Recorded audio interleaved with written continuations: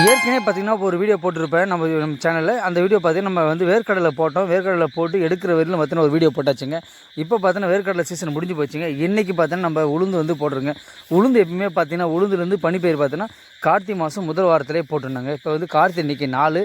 அதனால் பார்த்தீங்கன்னா இன்றைக்கி வந்து நம்ம உளுந்து விரைச்சிட்ருக்கு. நீங்கள் பாருங்கள் எந்த அளவுக்கு ஈரப்பதம் கரெக்டாக இருக்குது பாருங்கள். நம்மளும் விரைக்கிறோம், நம்ம கைனிக்கு பக்கத்தில் இருக்கிறவங்களும் விரைக்கிறாங்க. கண்டிப்பாக வந்து இந்த உளுந்து பார்த்திங்கன்னா நம்ம இயற்கையாக தான் இந்த உளுந்து விளைவிக்க போகிறோம். என்ன விஷயம் பார்த்தோன்னா இதில் வந்து நம்ம எந்த ஒரு இயற்கையை தவிர செயற்கையான உரங்கள் எதுவுமே போட கிடையாது. மாடுனுடைய சாணத்தை மட்டும் போட்டு இன்றைக்கி நம்ம வந்து மதிய டைமில் விரைச்சிட்ருக்கோங்க. கண்டிப்பாக இந்த உளுந்து வந்து பார்த்திங்கன்னா கிட்டத்தட்ட வந்து இதனுடைய முளைப்பு வரத்துக்கு பார்த்திங்கன்னா கிட்டத்தட்ட 4 நாள்லேருந்து 5 நாட்கள் ஆகுங்க.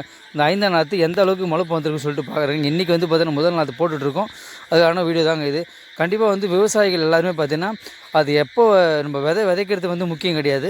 அது எந்த அளவுக்கு வந்து வளர்ந்து வருது, அது எந்த அளவுக்கு வந்து போட்டது எல்லாமே மகசூல் எல்லாமே வருதுன்னு சொல்லிட்டு பார்க்கும்போது அந்த அளவுக்கு ஒரு ஆனந்தமாக இருக்குங்க. கண்டிப்பாக நம்மளும் அந்த எதிர்பார்ப்போடு தான் போட்டிருக்கோம். எந்த அளவுக்கு முளைச்சி வெளியே வருதுன்னு சொல்லிட்டு பார்ப்போங்க. இந்த உளுந்து எல்லாமே பார்த்தீங்கன்னா முளைச்சி வெளியே வரும்போது பார்த்தீங்கன்னா மழையும் அதிகமாக பெய்யக்கூடாது. இன்னொரு விஷயம் என்னென்னு பார்த்தோன்னா வெயிலும் அதிகமாக காயக்கூடாது. காயும் போது என்ன பண்ணால் அந்த காம்புகள் எல்லாமே வதங்கி கீழே உடஞ்சிருங்க. இப்போ வந்து இந்த பயிர் எல்லாமே பார்த்திங்கன்னா பனியாலே வளரக்கூடிய பயிருங்க. இந்த கார்த்திகை மாதம், மார்கழி மாதம், தை மாதம் 15 வரலும் பனி பெய்யும். இந்த பனியிலே தான் வளரக்கூடிய பயிருங்க இந்த பயிர். கண்டிப்பாக வந்து விவசாயிகளுக்கு வந்து இந்த பனி வந்து அந்த அளவு முக்கியம்.